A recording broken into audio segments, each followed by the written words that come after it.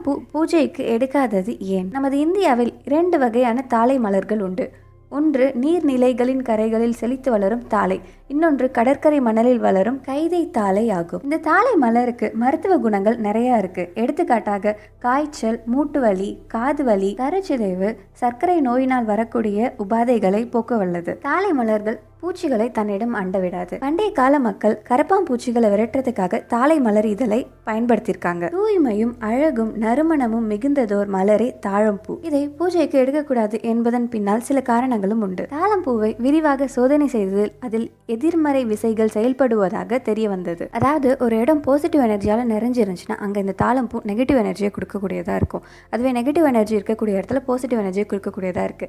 கோயில்கள், பூஜை அறைகளில் நம்ம பாசிட்டிவ் எனர்ஜி அதிகமாக நிறைச்சி வச்சிருக்கோம். அதனால தான் பூஜைக்கு நம்ம தாழம்பூவை மகா சிவராத்திரியை தவிர்த்து மற்ற எந்த தினங்கள்லையும் பயன்படுத்துறது கிடையாது. இந்த வீடியோ உங்களுக்கு பிடிச்சிருந்துச்சுன்னா லைக் பண்ணுங்க.